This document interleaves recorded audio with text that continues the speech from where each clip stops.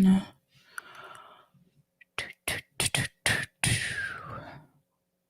Just waiting on Rockfin here. Rockfin, I'm waiting on you.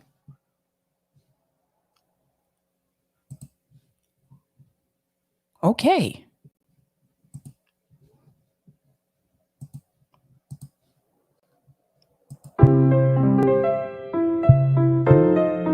Doobie-doobie-doo.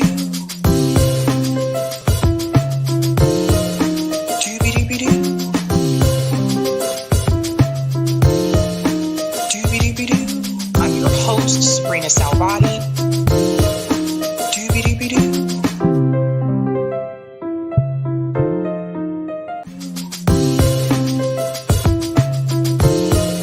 Doobie-doobie-doo. Doobie-doobie-doo.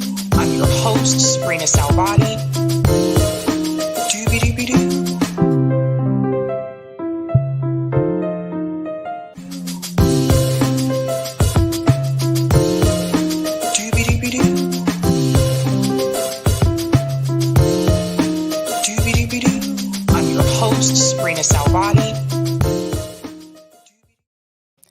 All right. Happy Tuesday. Welcome.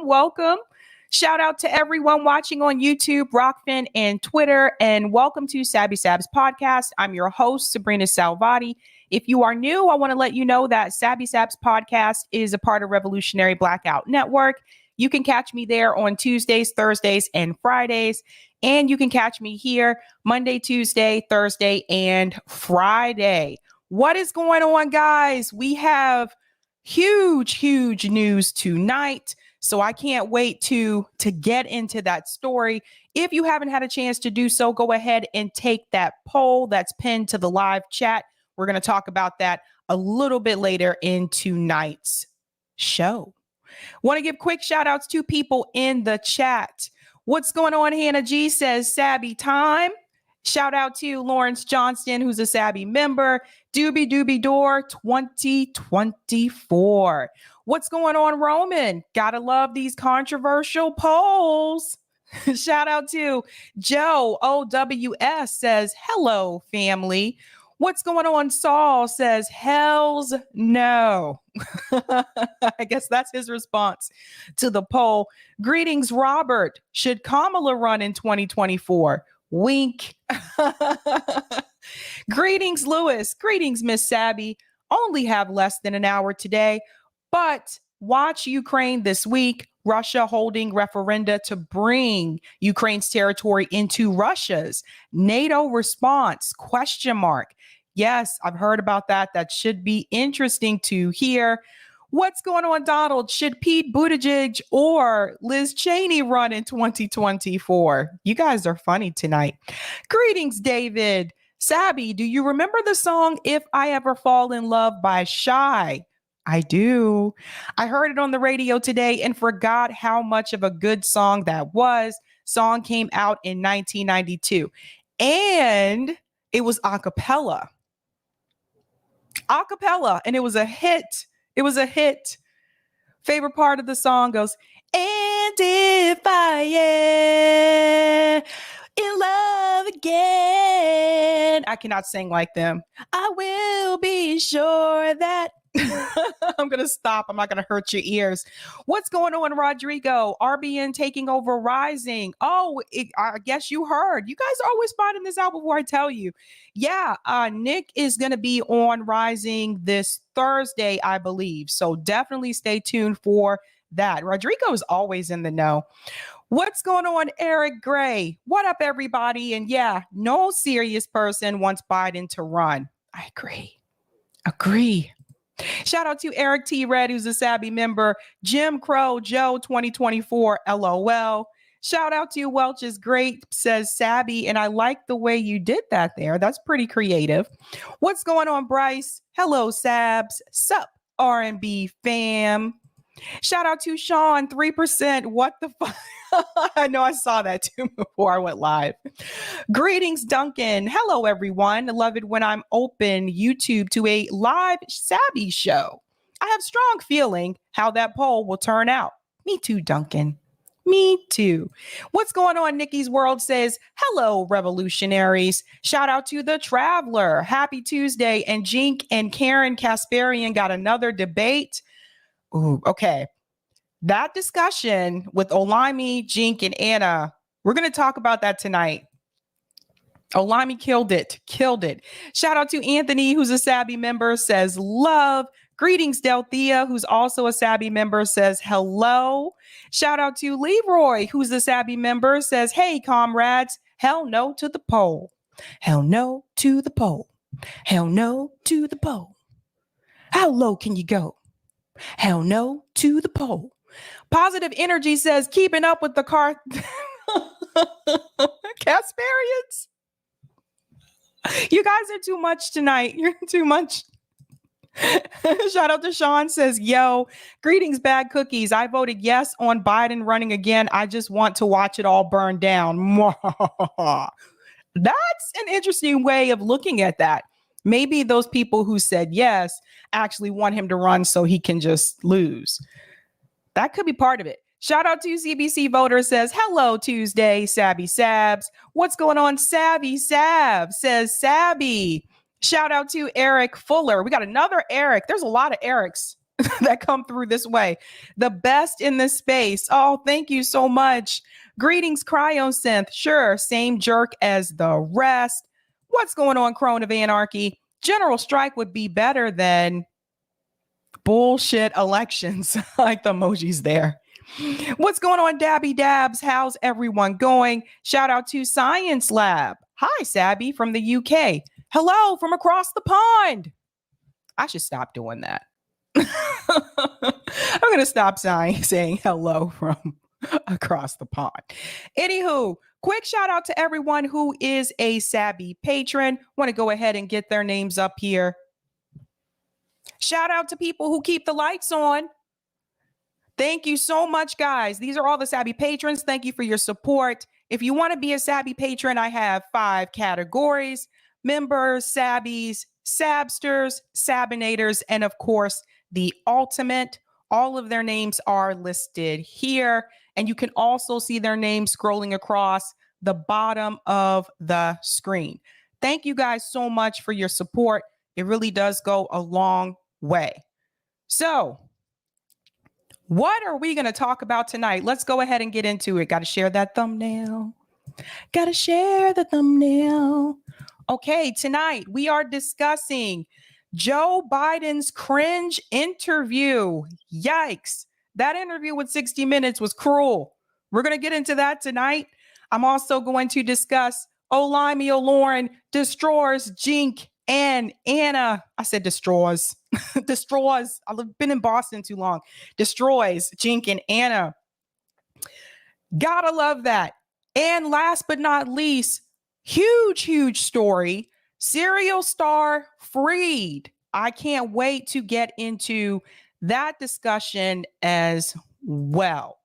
And I'm actually going to start off with that story because, it's not every day that something like this happens. Now, for those of you who are not aware, Adnan Syed, I believe that's how you pronounce his last name, Adnan Syed, has been in prison for over 20 years, and he was just released. Now, this story is a huge event. It became really popular because of the Serial podcast. I don't know if any of you are into that podcast or not, but it became really popular because of that, because there was new evidence that was brought forward.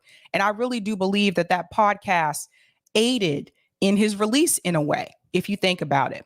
Eric said justice for Adnan. Exactly. Just wait till you hear about this story. Before we get into the actual release, which happened just the other day, we are actually going to start with the timeline of events, because if you are not familiar with the story, I think it's important that you understand how we got to this place to begin with. So here is a timeline of Adnan Syed's case after his release from prison and what is next for the serial subject. So let's go ahead and let's start with 1998. I'm gonna make this a little bit larger, actually. People's font is so like tiny. In 1998, Hai Min Lee and Adnan Syed break up. So here is the picture of Hai Min. They were in a relationship and they broke up in 1998. Now, what happened after that is important. In 1999, Hai Min vanished. Her body is found 27 days later. So apparently, she actually went to school that day in January, left school, and wasn't seen again until 27 days later when they found her body. So, of course, one of the people that they are going to obviously look at as a suspect is most likely going to be her ex-boyfriend. He was very close to her, obviously. They broke up the year before. Now, let's go into some details here. January 13th, 1999, Lee vanished after leaving school. She was found dead 27 days later.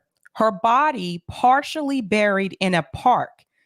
Now, police said at the time, Lee was strangled to death. Her ex-boyfriend, Syed, was arrested in connection with her death and disappearance. He pled not guilty and has maintained his innocence to this day. So that is important to note. He pled not guilty.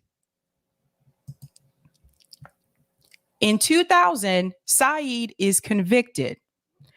At trial, Jay Wilds, a friend of Syed, testified against him and claimed the pair buried Lee in the park where she was found.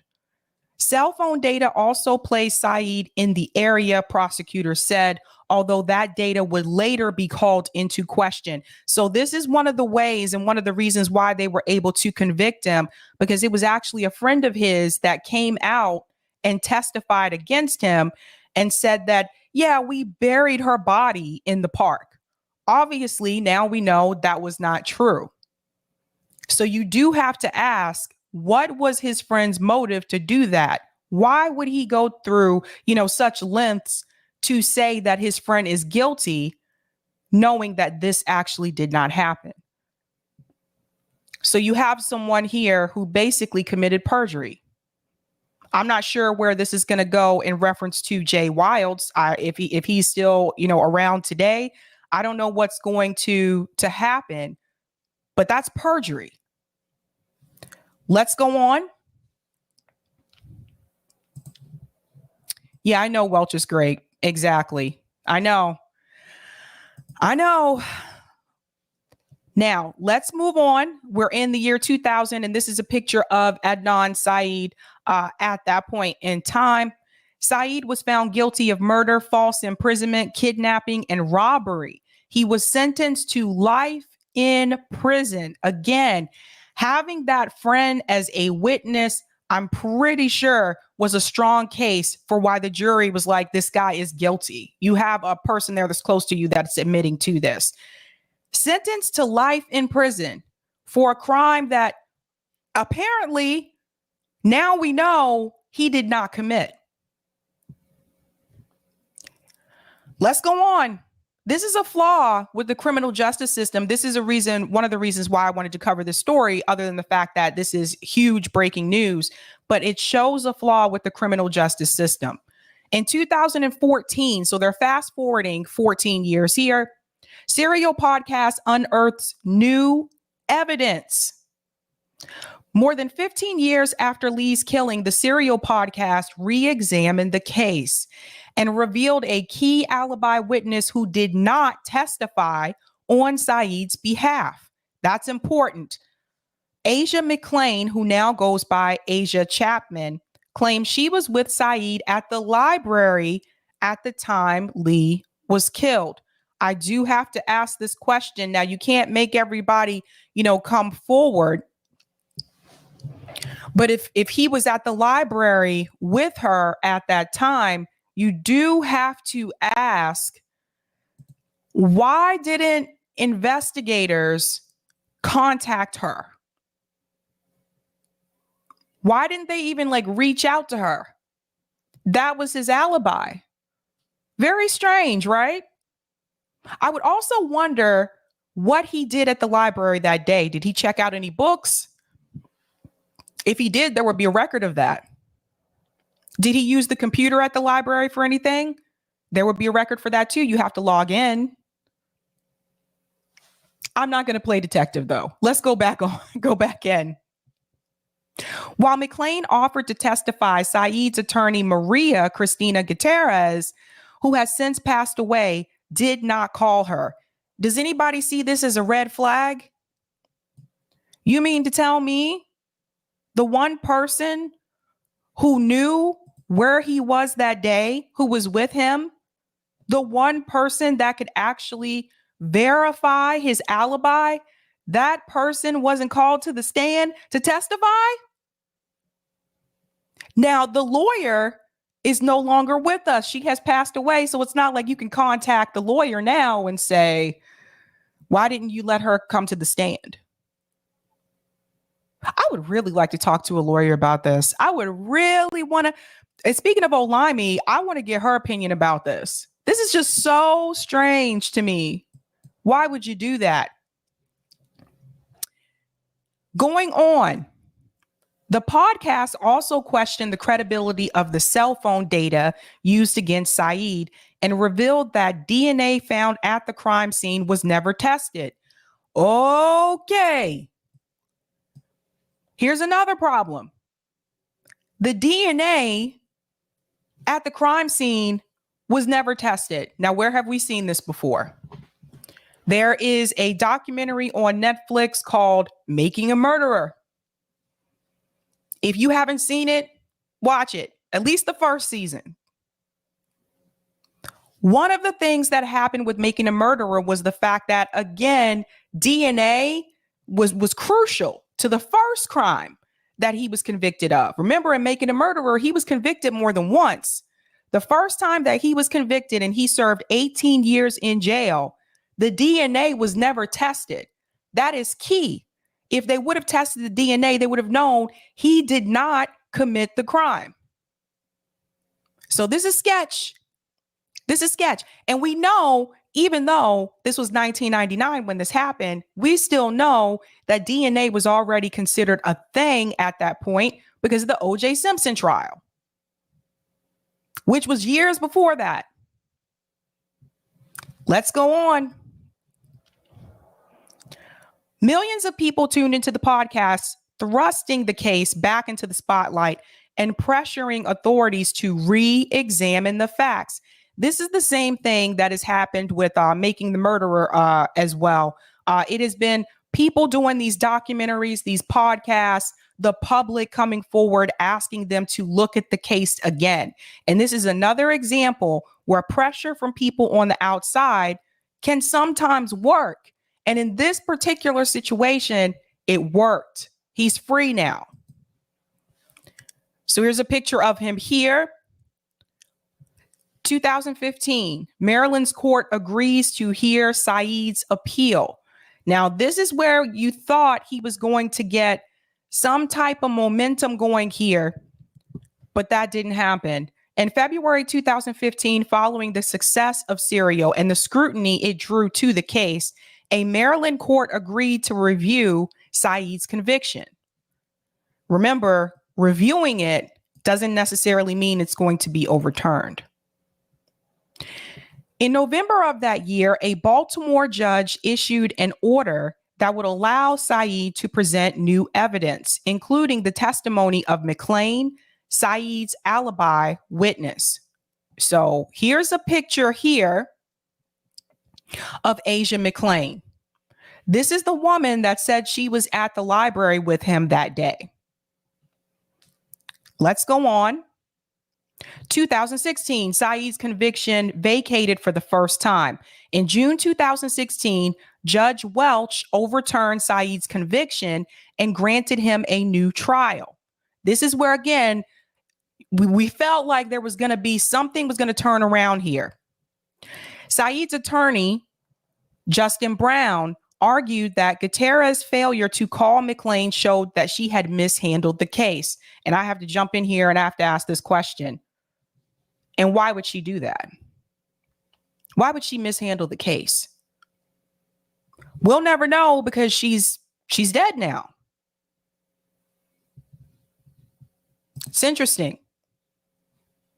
Brown also argued that cell tower data that placed in the park where Lee's body was found and that was used to convict Syed was unreliable, and that the prosecution failed to disclose evidence which would have called the cell phone's data reliability into question. That's also important. However, even after Judge Welch's ruling, Syed remained incarcerated as the state appealed the ruling and the case wound its way through the courts. So he still remained in prison all those years, even after the judge's ruling. At a news conference after the judge's order, Brown said, "We made a lot of progress, but we are not there." So that was 2016. So he stayed in prison still for a couple of years up until now, 2022. Let's go on. There's a picture of him there. At the time, Lee's family issued a statement expressing their continued belief in Syed's guilt. "We continue to grieve." That was coming from the family. "We continue to believe justice was done when Mr. Syed was convicted of killing High." So that's coming from the victim's family. They still believe that he was guilty. 2018, ruling to vacate Syed's conviction upheld by appeals court.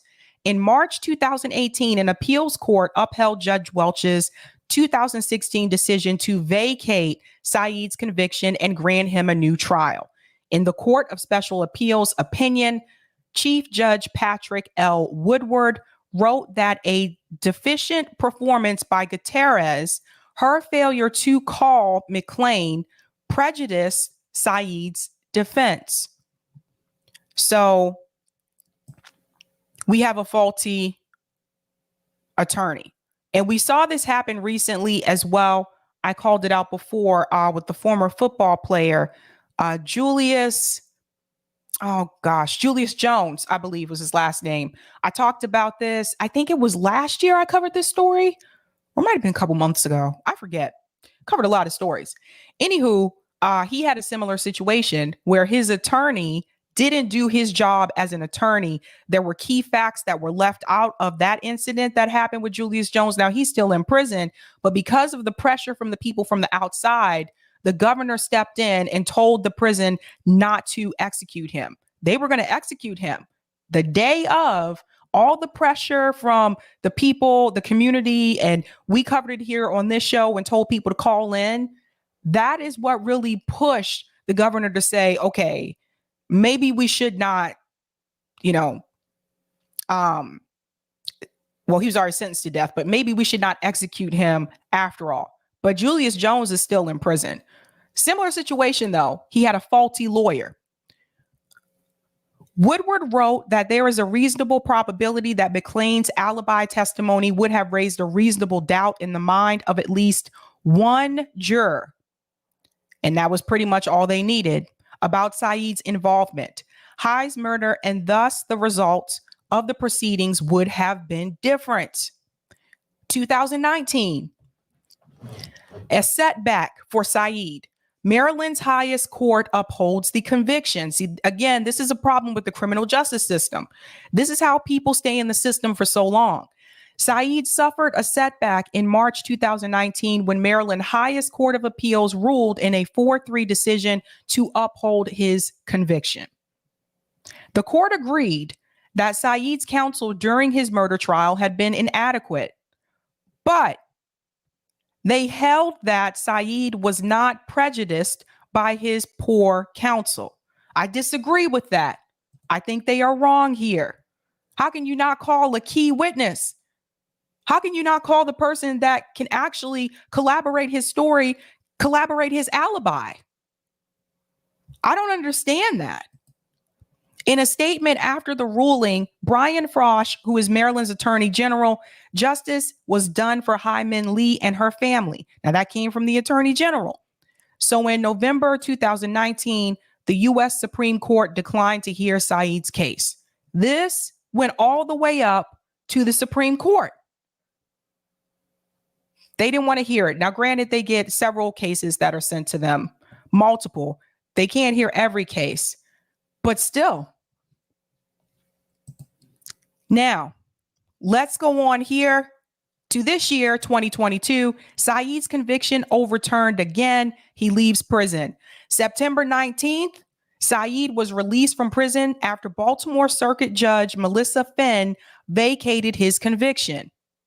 News of Syed's release came 5 days after Baltimore prosecutors filed a motion to vacate the conviction.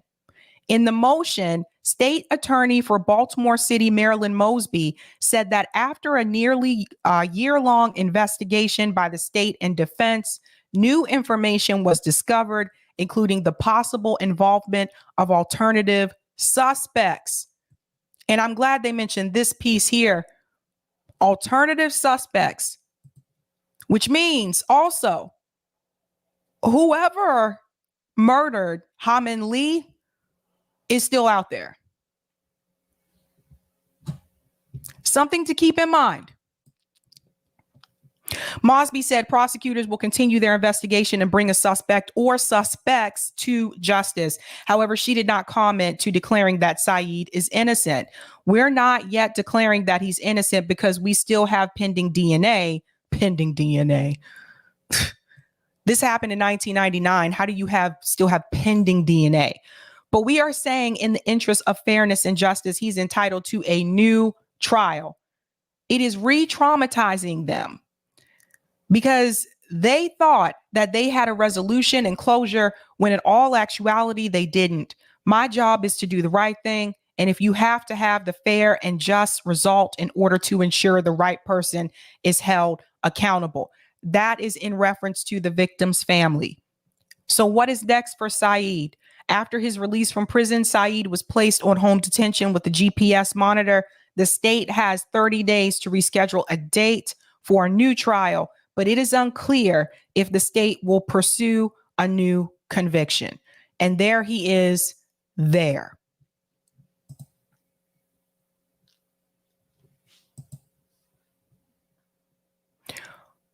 We have a faulty criminal justice system. Syed has been in prison for, over 22 years now? He's free now, but he doesn't get those 22 years back. All because of one faulty, incompetent lawyer who would not let his alibi witness testify. And you have to question that. You have to question it. Now, there is a video clip here that I do want to show you as well. Not that one, this one. Just to show you a visual. So let's go ahead and get into that. Adnan Syed, who was serving a life sentence after he was convicted in 2000 of murdering his high school ex-girlfriend, Hamin Lee. Adnan Syed is free from prison for now. Syed's case, of course, was made famous through the podcast Serial and a subsequent HBO series. A Baltimore judge today approved a motion to vacate Syed's conviction and released him under home detention. And now prosecutors have the choice of either dropping the charges or retrying the case. This hearing comes after prosecutors asked for a new trial last Wednesday, citing newly introduced evidence which revealed two other possible suspects. To be clear, prosecutors are not saying that Syed is not guilty. Instead, they're saying they have no confidence in his past conviction and that keeping him in prison as they continue their investigation would be unjust. CNN's Alexandra Field is following this case for us closely. Alex, tell us more about what happened at today's court hearing. Look, you saw. I also wonder if he can sue. I wonder if he can sue them. Some of that emotion as he left the courthouse. That is what was happening inside the courtroom as well. Tears and cheers going up as the judge decided to vacate the life sentence against Adnan Syed. He was in that courtroom, the hearing lasting about 2 hours with a 30-minute recess in between. This was a time where the prosecutors were able to lay out the evidence they had presented in their motion, evidence that was gleaned from a year-long reinvestigation into the case that really did focus on this newly developed information about two alternative suspects and also a failure of the state, as told by the prosecutors, to share some of that existing information about two alternative suspects with the defense at the time of the trial. That argument seemingly enough to sway the judge to vacate the sentence. During the hearing, we also did hear from Hae Min Lee's family, her brother, zooming in to speak on behalf of the family, reminding those in the courtroom that for him, this is not a podcast, this is real life. While we did hear from prosecutors as soon as the decision to vacate the sentence was handed down, we did also hear from an attorney representing the Lee family who had this to say. This family is interested in the pursuit of justice. They want to know more than anybody who it was that killed Hae Min Lee. Jake? So the prosecutors are waiting to decide whether they will drop the charges until they get the results from the DNA test. What do we know about that? Right. So they are making it very clear that this is not a declaration of their belief in his innocence. They say that this is an opportunity to move forward with the investigation. They want to ensure that justice is being served, that there is adequate representation for Adnan Syed should there be a future trial. They say that a decision to go to trial will now hinge on pending DNA results. They're doing touch testing for DNA. This is a type of testing that was not available at the time that Syed was convicted, so they're trying to expedite the results there, see what they can glean from those results before deciding whether to go to the new trial or dismiss charges altogether. Okay, I got to jump in here about the DNA testing here. The DNA should have been tested in 1999. Period. There's different types of DNA testing that you can do. Should have been tested then to see if it did match his DNA. First problem. Second problem, she says, well, this type of DNA testing wasn't available at the time. Did it just become available this year? I don't think so. This is a huge problem with the criminal justice system that we have in this country. How do you go this long? This event happened in 1999. She was murdered in 1999.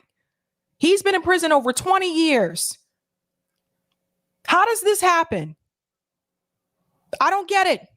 I really don't. Something is shady here. Something is a little rotten in Denmark. I don't know if it's just necessarily the faulty lawyer, but something with this particular case is a little strange. Saw Adnan Syed leaving the courtroom today, I think wearing an ankle monitor. What's next for him?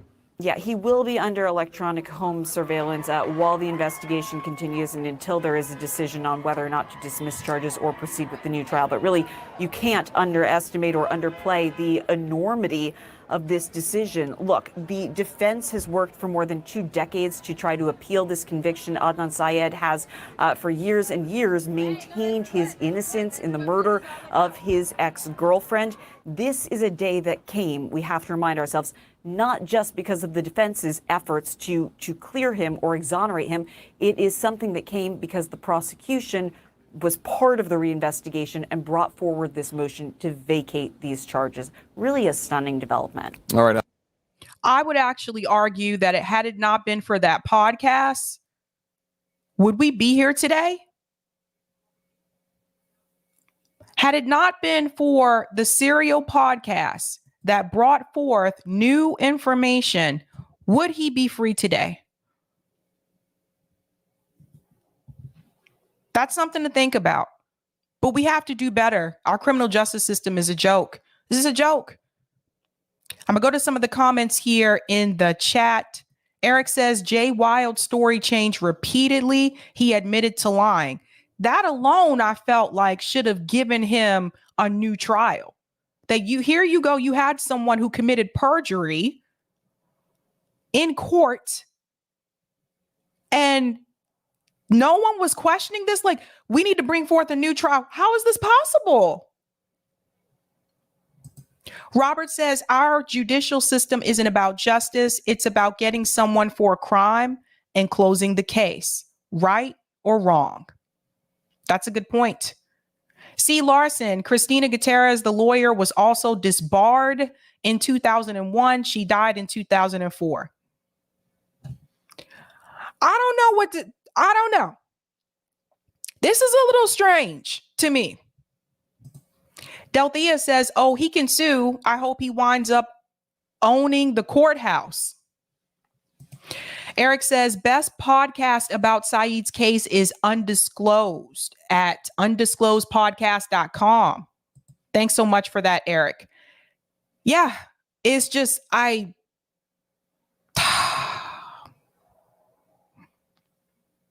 just don't understand. And it's a waste of resources too. He's been in prison all this time for over 20 years when they could have been looking for the person who actually did kill Hae-Min Lee. A waste of taxpayer dollars. You guys realize this, right? It's our tax money. That's a good question, Ashura. Died of what? Good question. I don't know what else to say about the criminal justice system, but it's a mess in this country. It's an absolute mess.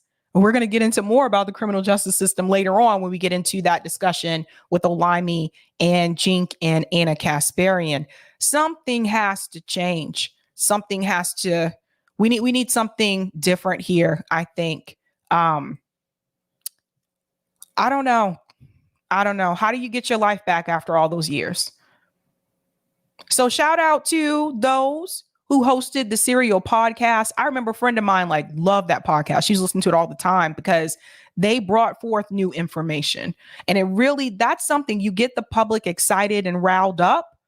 And then they start calling people, whether it's their congressmen or attorney generals, whoever, and say, you need to look at this case again. Right. But we shouldn't even have to do that. It's their job to do what's right by the law, to give people a fair trial. And based on what I've read, it doesn't sound like he had a fair trial. If you're not letting a witness testify, really? Very strange. Very strange. And it's your client. It's your client. And you're not going to bring forth a witness that could clear their name. Wow. Interesting. Do me a favor, guys, and go ahead and hit that like button. That helps me out with the algorithm. And then we're going to go into our next story. So, Eric, we do have a poll, the Joe Biden one. Just let me know whenever you got that ready. I'm going to go to the story first. If you are not aware, Joe Biden was on 60 Minutes, had an interview. There were some cringe moments. There are two particular issues that I want to discuss in reference to that interview.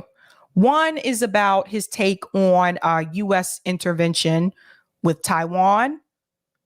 And the other one is something that he has to say about the pandemic in this country. Let's start with Taiwan. Listen to this. What should Chinese President Xi know about your commitment to Taiwan? We agree with what we signed on to a long time ago, and that there's a one China policy, that Taiwan makes their own judgments about their independence. We are not moving, we're not encouraging their being independent. That's their decision. But would U.S. forces defend the island? Yes, if in fact there was an unprecedented attack. After our interview, a White House official told us U.S. policy has not changed. Officially, the U.S. will not say whether American forces would defend Taiwan, but the commander-in-chief had a view of his own. So, do you see the problem? Let's go back. I will go through the whole thing this time. Listen to what he says here. What should Chinese President Xi know about your commitment to Taiwan? We agree with what we signed on to a long time ago, and that there's a one China policy, that Taiwan makes their own judgments about their independence. We are not moving, we're not encouraging their being independent. That's their decision. But would U.S. forces defend the island? Yes, if in fact there was an unprecedented attack. After our interview, a White House official told us U.S. policy has not changed. Officially, the U.S. will not say whether American forces would defend Taiwan. But the president just told you that they would.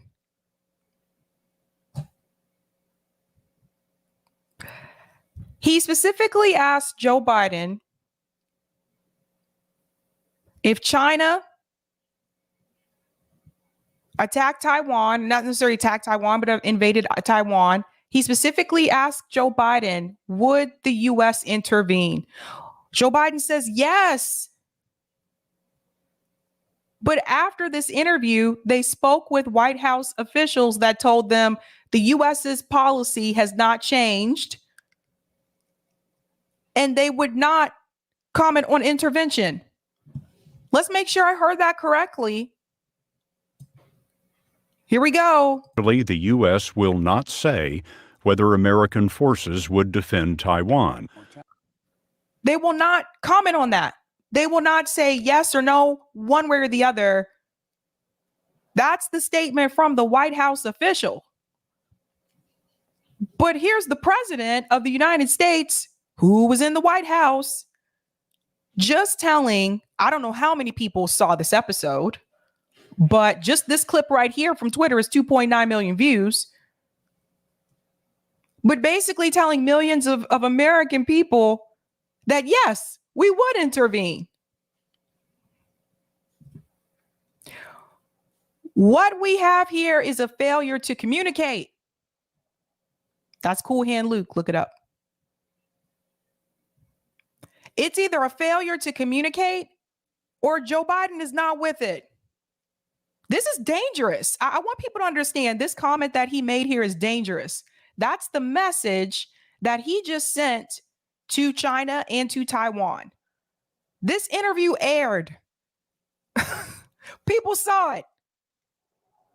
So now they know that Joe Biden, they know what his plan would be to do. So now you can have people in Taiwan say, well, if China invades or they come after us, we don't have to worry about it because Joe Biden said that, yes, the U.S. troops would come in and intervene. I mean, you can't say that he didn't say it because it's right here. So the White House official is saying one thing and Joe Biden is saying something different. This isn't the first time we've seen this happen. This is a problem.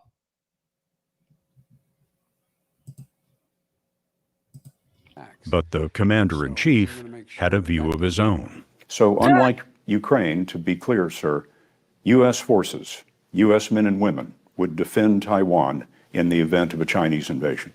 Yes. What That's should twice. Chinese... That's twice. See, he did what good journalists would do.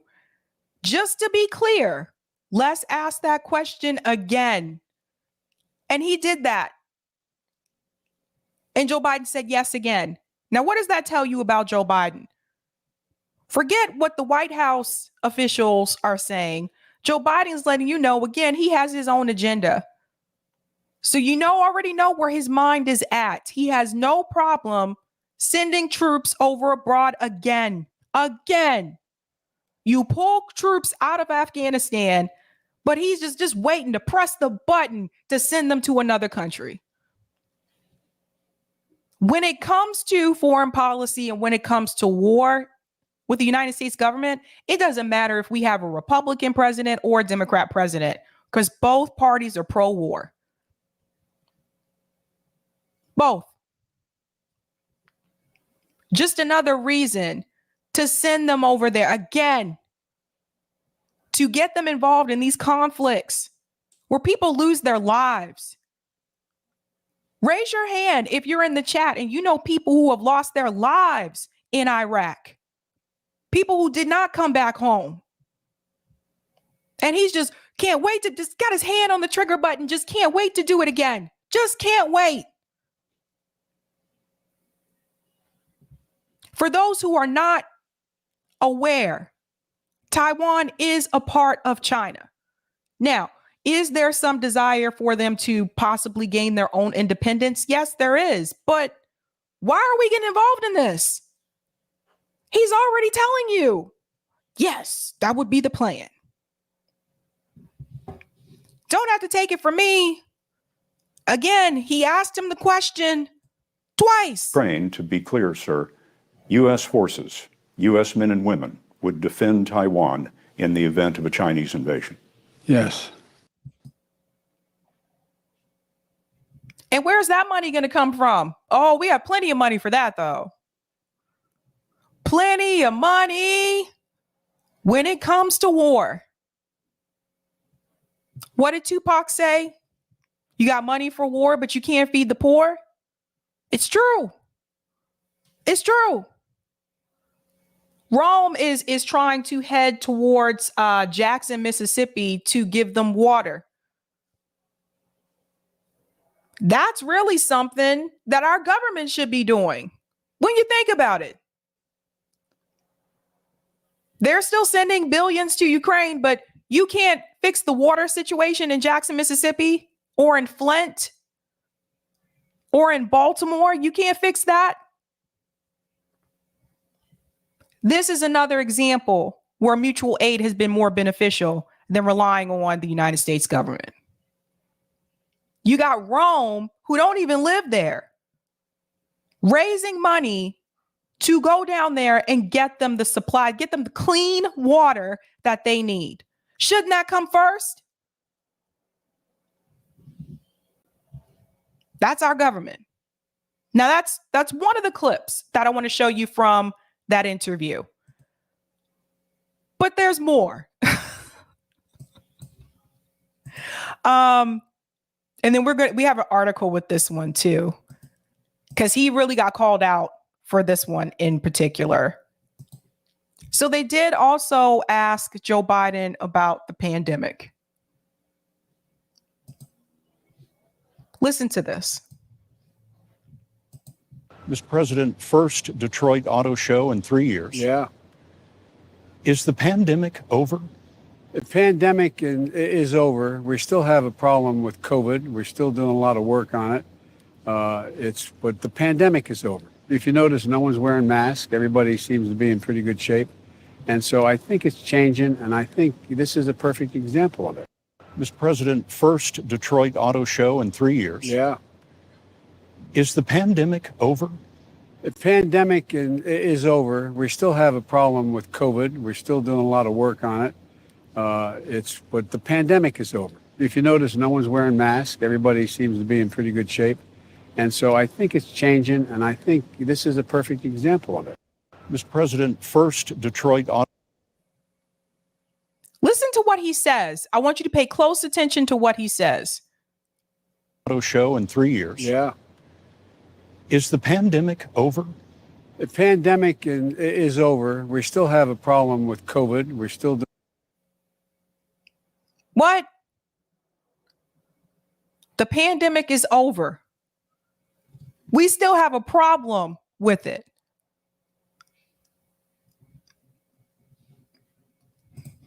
I don't know how he handled this interview. The gentleman interviewing him, I don't know how he handled this. But I can tell you, some people are not too happy about what Joe Biden said in reference to the pandemic. And we're actually going to get into that story right now. This article here. Now, this is from Politico. Biden on 60 Minutes, the pandemic is over. Oh dear. President Joe Biden said the pandemic is over in discussing the pandemic during an interview that aired on Sunday evening on CBS 60 Minutes. And then they go into the quote here. Despite Biden's statement, the pandemic has continued to exact a toll in the United States and around the world. The Johns Hopkins, I got to be careful what I say on here, you guys. The Johns Hopkins Pandemic Resource Center lists more than 2 million cases in the country in the last 28 days, with hundreds dying from the disease every day. That's Johns Hopkins. They're either number one or number two now. They flip-flop with Mass General. So you have the top two hospital in the United States. Let's go on. Biden's insistence on Sunday night that the pandemic is over caught several of his own health officials by surprise. The declaration was not part of his planned remarks ahead of the 60 Minutes interview. That's coming from two administration officials familiar with the matter. Later in the interview, Biden was clear that he didn't take the overall effects of the pandemic lightly. The impact on the psyche of American people as a consequence of the pandemic is profound. Think of how that has changed everything. You know, people's attitudes about themselves, their families, about the state of the nation, about the state of their communities. And so there's a lot of uncertainty there, a great deal of uncertainty, and we lost 1 million people. Biden's statement was the most definite one he has made about the pandemic since assuming the presidency in January 2021. He was less definitive when asked whether he planned to seek re-election. And that gets to the poll that I was going to ask you guys about as well. So now we're getting into the poll question here. But I do just want to stop for just a second and let you know, yeah, some of the health officials are not too happy about this. They are not happy about his response. So every time he's interviewed, he says something that's off the wall or that goes against like either the health department or the State Department. Like every time he says something that's just kind of out there. So those are just two examples that I pointed to from that interview. Here's the problem. He's the president of the United States. You have to get it right. You can't give people information and letting people think one way if that's not what is believed to be true. Now they get to the point about whether he will run again. And listen to this. Is it a firm decision that I run again? That remains to be seen.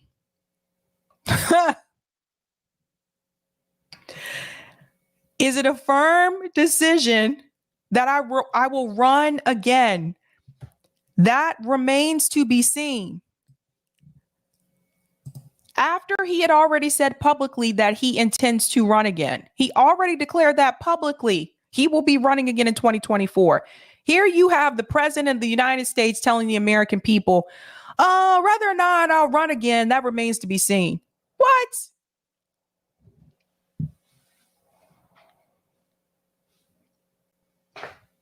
What is happening? Our U.S. government is a joke. It's a joke. Richard, Biden has always been full of shit. I don't know where to begin. JB says he's not running. It's like, dude, like, what is this? That remains to be seen. Either you're running or you're not. Let's get into it. Okay, let's come on here. A little bit more. He did qualify his remarks by saying it had always been his intention to seek another term and explained that election laws would come into play if he were to announce his candidacy at this juncture. This is just such a mess. This is such a mess. And they go on to talk about the Queen and Trump and blah, blah, blah, blah, blah, blah. It's laughable at best. It's laughable at best. I'm trying my hardest not to laugh at some of the comments because you guys are cracking me up tonight. And then they go into the Taiwan situation here as well. So we have a problem. We have a problem. JB says, yep, our country is a massive joke. Carlin couldn't tell a joke this big. Yikes. James says, come on November game day. Oh my God. Oh my God. Aaron, can we go ahead and show the poll results? Because I did ask you guys if you think that Joe Biden should run in 2024. Here's what you had to say.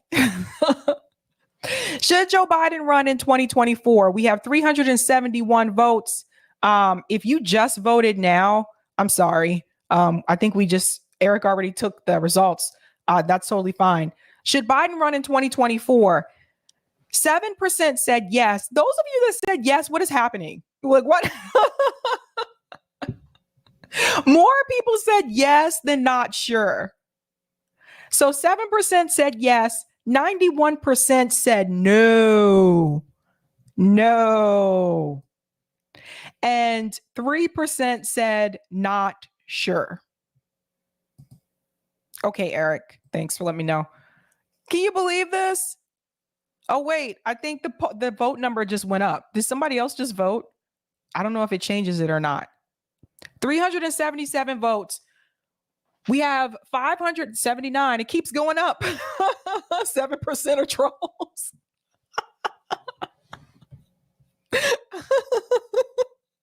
Except for Bad Cookies. Bad Cookies did tell us that they voted yes because they want to watch them lose. Dana said, I wish there had been a hell no. I don't know what to say. It's just, wow. Okay. Either way, the majority of you are like, no, he should not run again. And I agree. We're getting to our next story. I really want to hear your opinion about this, you guys. Is this at the marker?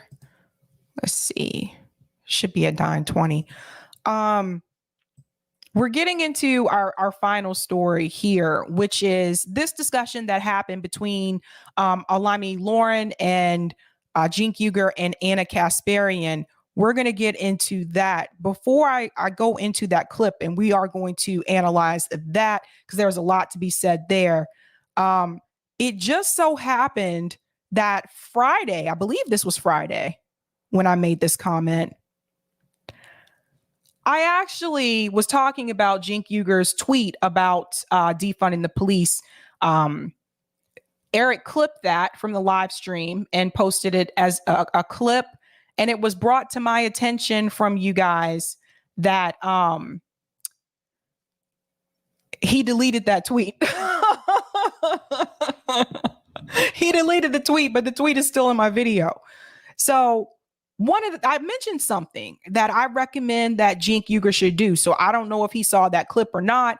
This could have already been planned to bring Olayemi on and have this discussion with her. But I want to remind you what I said. Here's what I said. Now, this was just last week. Calling it like I see it tonight. Now, if people like Cenk Uygur would have taken the time to talk to people who are abolitionists, to talk to people like those who organized 10 demands for justice, Nick, my comrade at RBN, was one of those people who organized 10 demands for justice. He would know about the road to abolition.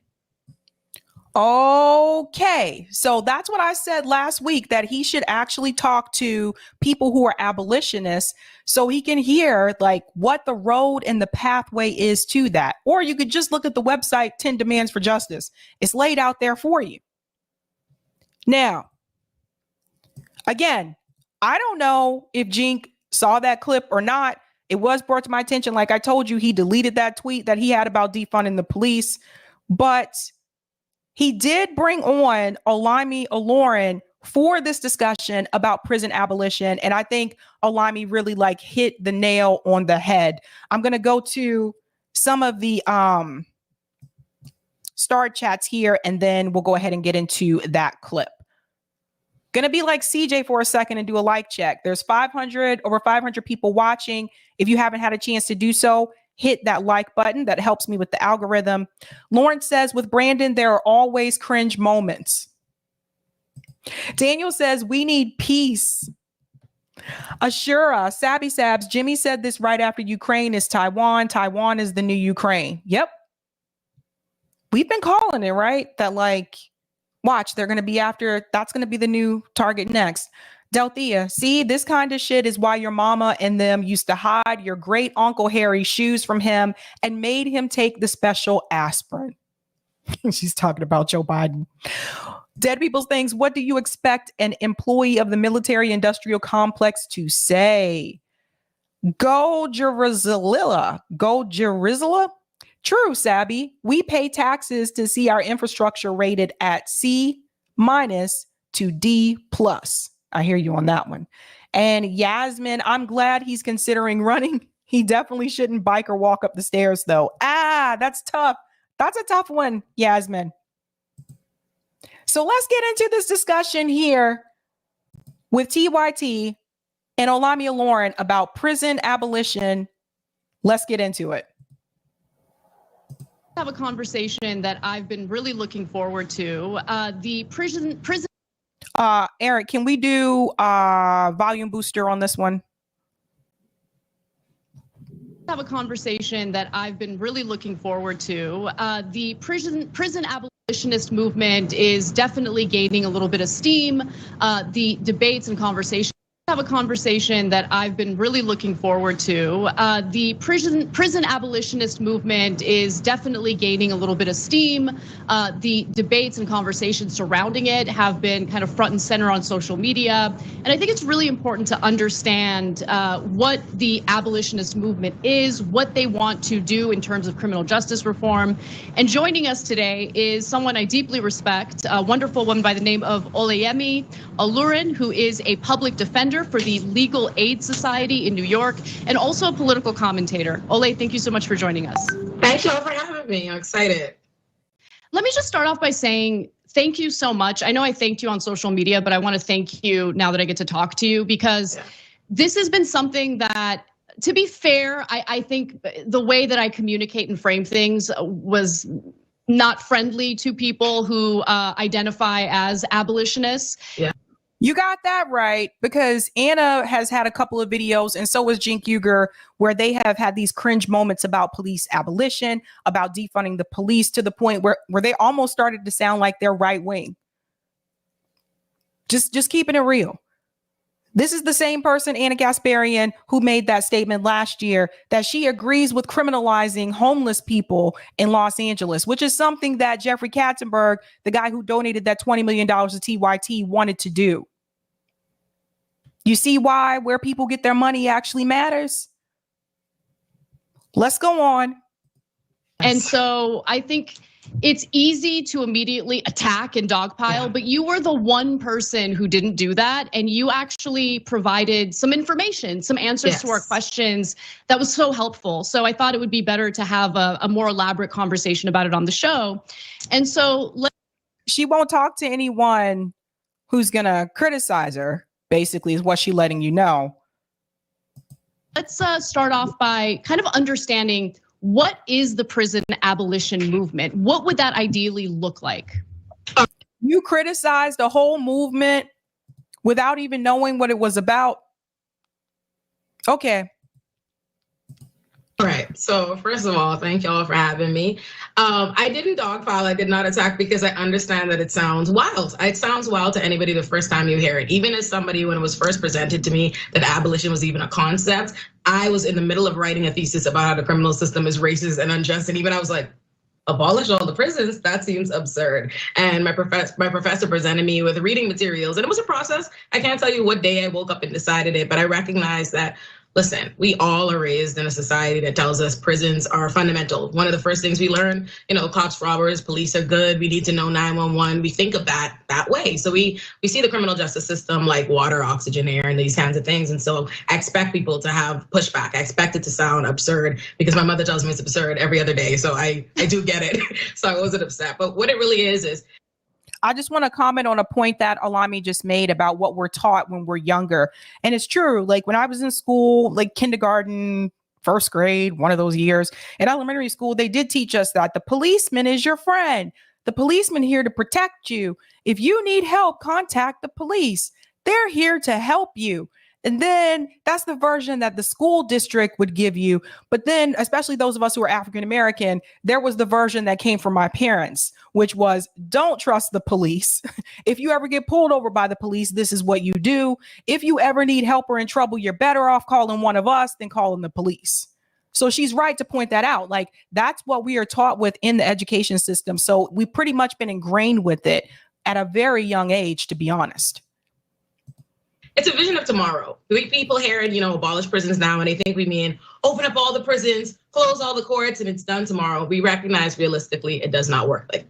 But what we're saying is, listen, we currently have a massive prison industrial complex. This is a country that once went from 200,000 people, maybe nationwide, being in prison to now 2 million people. More prisons begets more prisons. They make more. The more we incarcerate, the more they continue to incarcerate and police these same kinds of communities. But yet, every day we say crime is getting worse. We don't feel any safer. We have the same exact hysteria despite constantly giving more money to police, constantly putting more money into the criminal system. So what we're saying is, instead of the resources that we've placed in building this large prison industrial complex, let's instead address the root causes of crimes. Because I know people tend to think an abolitionist is an anarchist, the purge, we want danger. That's not what it is. What we're saying is the same communities that are being criminalized, the same communities that you're calling the criminal defendants, those are the victims too, right? It's the same communities being over policed, are the same communities being over incarcerated. So they're also under resourced. As a public defender, I could say the vast majority of the people in the criminal system live well beneath the poverty line. And when I say well beneath the poverty line, I myself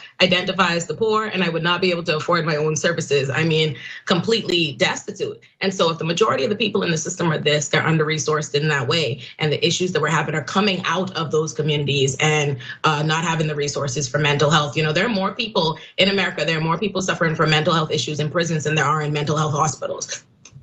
Let's talk about something here that Olayemi just mentioned about resources. This is important for people to note. It's true. If you're poor, if you're working class, 9 times out of 10, you might spend more time in the system. And I'll explain to you how that works. If you cannot afford cash bail, you're kind of stuck there.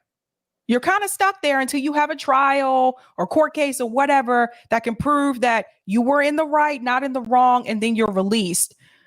A lot of the people that are sitting in jail may not necessarily be guilty per se. Some of them are there because they cannot afford cash bail. That's important. This is why we do need some type of bail reform. I've talked about this before. Not everybody can afford cash bail. If you are wealthy, however, you most likely can afford cash bail. This is how someone like an R. Kelly was able to walk off through cash bail the first time that they brought him in. So if you're rich, the system works really well for you. If you are poor, working class, the system does not work well for you. So it is problematic, right? So I'm glad that she mentioned that. I also want to add in here too, what Olayemi just said about taking the resources and taking the resources from the police officers and putting it back into the community. This is not something that is new to Anna Kasparian or to Cenk Uygur. This has been said on this show multiple times. When defund was actually popular, back when they were on that train, and they agreed with defunding the police when it was popular, they already know this. They know that.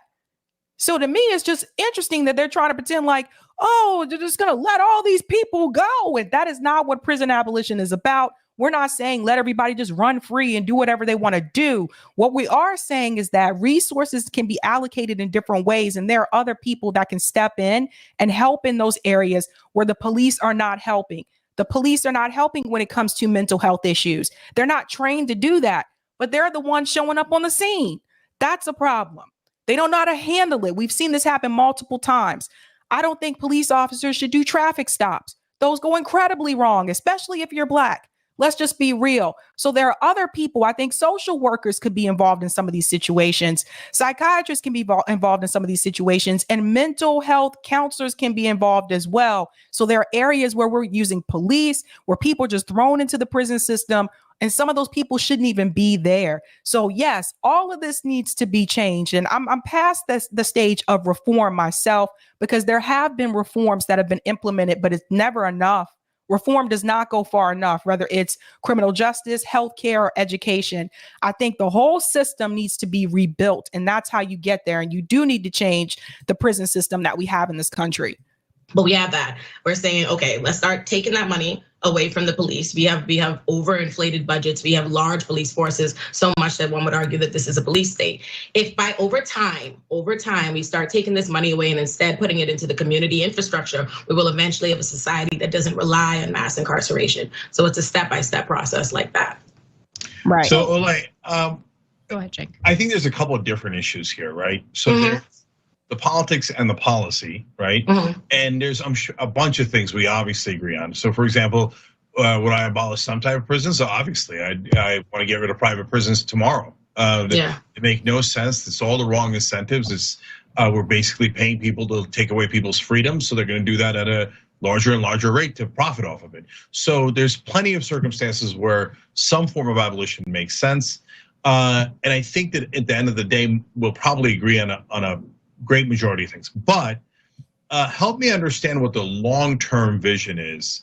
So you explain how we're going to get there, but one of the issues I have with the abolition movement is people are reluctant to say what the final product is. So is there no prisons at all? Or is it a prison under a different name or a reduced prison? So let's get clarity on that. That's actually not true what Cenk just said, that people don't talk about the final product. Again, and Eric, you can put the link to this for people in the chat.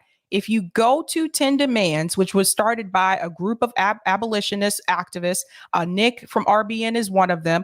Awkward is also one of them. I've interviewed him before he knows a lot about policing and about the prison system. You can find that interview on my channel. You got to go back over a year. But that's a really good interview that I did with Awkward a while back about that. 10 Demands explains just what Cenk was just asking. They do talk about, okay, how do we get there? And here's the final result. Again, like I said, Cenk is not doing his research on this. He really isn't. 10 Demands is a public website. Everybody can see. How many times have you watched RBN and you heard Nick mention 10 Demands? How many times have you seen them on other people's shows? Like, this is not a secret. 10 Demands for Justice. It's a movement with abolitionists, and everybody should follow that website. Here it is. Thank you so much for that, Eric. 10 Demands for Justice, www.10demandsforjustice.com. Look it up. They break down each step. There's 10, and they tell you how to get there. So what Cenk just said, that's actually not true. I think, let me just say, I am not the full architect of what are the visions for every place, right? But I think we do want to get to a place where you say, all right, warehousing people isn't addressing the issues. I recognize, while I do believe that we have a country and a society that sensationalizes crime, what people think people are in the prison system for, what people are being charged and incarcerated for, is not what it is. I've represented over 1,000 people, and I've yet to meet this, big bad evil person as someone who I couldn't see exactly how they ended up here and what different institutions have failed them. That being said, obviously, we need community involvement, what communities think they need. That's the first thing on how we address these different issues, and oftentimes we do have that. When it comes to, I know we're thinking of the serial killers, these kinds of, who make up very few of anything you ever see. I've never seen them.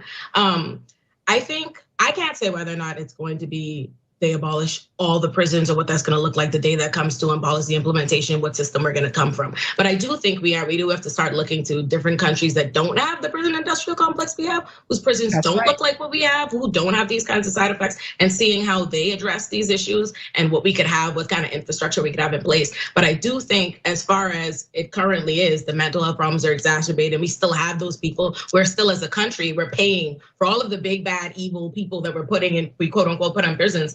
We're paying for all of that. We're not exactly solving the problems, and all of the issues are still recycling. So I can't say specifically what the structure would look like. I think that's going to require the communities themselves to decide, how do we best address the problems? What do we think we have there, and what we would have happen to these people? So I can't definitively answer you, Cenk, there, but I do understand that concern. And I think a lot of that does come to maybe some misconceptions we have about crime and who's in the system and who's the majority of the people there and for what.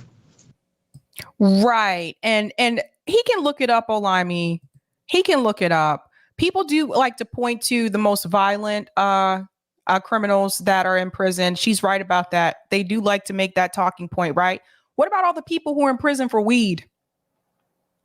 What about all those people? Do they need to be locked in a cage? No. We have to look at some of the other systems that exist in other countries. Norway is a good example. We also have to ask ourselves, why is it that we have more crime than a lot of these other countries? That needs to be figured out. I think poverty is a big factor. I keep telling you, a lot of crime is poverty driven. That is especially the case right here in the United States. You see that happen, right? What happens every year, every summer? Every summer, what? The crime rate goes up. We see this happen in cities like Chicago, New York, here in Boston too. That happens as well. But we need to address the poverty issue in this country, and we need to find a way to fix it. And I don't want to hear that we don't have the money. We have the money. They're just using it for other means. So let's look at our poverty rate and look at the poverty rate compared to some of those other countries. That's part of the problem. Yeah, look, I totally agree that, I think poverty is a pretty good indicator of whether someone has committed a crime. You can tie it to those root causes. So I totally understand that. In fact, one of the things that LA actually did right, but it was kind of destroyed by COVID, was Los Angeles had a pretty big problem with gang violence. Right. And we're seeing it become more of a problem again because the programs, like the diversion programs that were implemented that were so successful, were no longer available during COVID because people were, they had to isolate themselves in order to prevent the spread of COVID. And so I think that there are certainly programs that can address those root causes in a meaningful way. But Anna, I think you're looking at this the wrong way. I think she's looking at this as, well, we've had a problem with gangs in LA and now it's increasing again. Maybe the question to ask is, but why are people joining gangs to begin with? Why do people join gangs to begin with? Is poverty an issue there? A lot of times, yes. Is it the fact that the community is not raising the children anymore? That could be part of it. Is part of it due to the fact that some people are growing up in single family homes where the father has been removed from the home? That could be part of it as well. So that's the thing. Always start with the why. And this is something I tell you guys a lot. Always start with but why are they doing it? But why is it that way? That can help you get to the solution. I don't know. You can tell they really got some heat on Twitter. These videos that Anna has made, the tweet that Cenk had about the defund movement, which someone put in my chat on the last video, told me that he deleted it. They must have gotten some heat. I'm just telling you, just letting you know. I feel like sometimes when it comes to this debate, we're kind of talking past each other because of the terminology, right?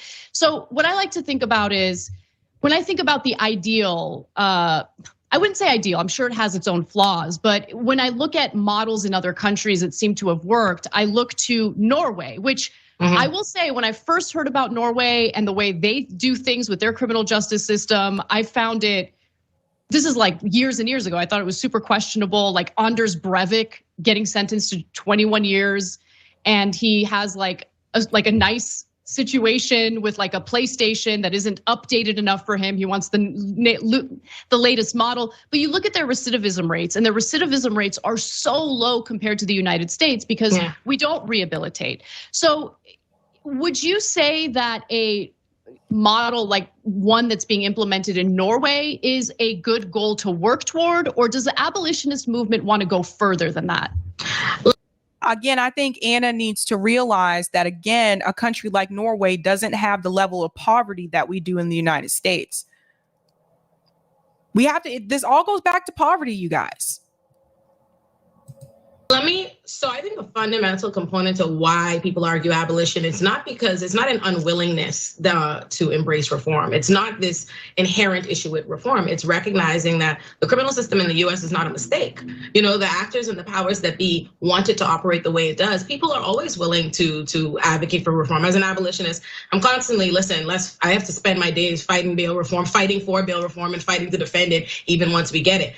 oftentimes what happens is even the most modest of reforms that are suggested even make it, you see the exact actors that be, you see the lawmakers, you see the police unions, you see them fight you tooth and nail because they don't want the system to change from what it is. So it's not that an abolitionist has a problem with reform or they don't think models like that work in places. The difference is those countries have a very different focus. Maybe in some places where you see they have a rehabilitative criminal system, it's not an accident. It's not an accident that we have the criminal system we have and they have that. It's because their intentions are different. What they use the system to do are different. Here in America, we have the prison industrial complex is just, to be frank, it is nothing more but, illegally sanctioned slavery. That's what it is. We have. That's right. And the system that Anna was referring to in Norway, they actually rehabilitate the prisoners, unlike the prison system that we have in the United States. We don't rehabilitate them. They're supposed to, but they don't. So it's a completely different system than what we have. And you should watch that documentaries about the prison system in Norway. It's very different. It doesn't even really look like a prison. It looks like an apartment complex based on what I saw, but the prisoners have a lot more freedom, but because they are rehabilitated, there is a difference and they're less likely to be repeat offenders and end up back in the system. Massively incarcerated in police particular communities. We use them for prison labor, regardless, private or public prisons. People are used for prison labor. We take the poorest of the communities and we put them there and we charge them with major fines on top of the time that they've spent, the psychological impacts of that on them and their families, the long-lasting effects of criminalization and having a criminal record. And that does that because it keeps particular communities and people subjugated. So it's not that I don't believe in a different world where we had a Nordic model, we could help the people incarcerated. What I'm saying is the criminal system we have is not designed to help those people at all. In fact, even talking about it from the perspective of the people, all of the people in the system being the problem, they all need rehabilitation. When in fact, that's not often what it is. It's that they're in the position in the first place that they live in communities that aren't helped and they're profiled and they're targeted in a particular kind of way. I just came home on the way here and there were over 10 cops on the corner of Flatbush Junction just harassing Black kids playing and arresting them because they said they felt soda splash on them and they arrested them. And that's what's happening in Black communities like where you live. So it's not that I disagree with you, Anna, that a Nordic model could be effective. It's that America doesn't have any interest in implementing such a thing because they want the system to operate as it is. So that's why people want the system abolished, because they're saying what it fundamentally is designed to reproduce this kind of injustice. That's right. So in the meantime then, and that's something that she just pointed out about the police officers that were harassing the kids that were getting out of school in Brooklyn. I saw that picture on Twitter as well. That's something that Cenk and Anna, they don't have to deal with that. They probably never have had to deal with that.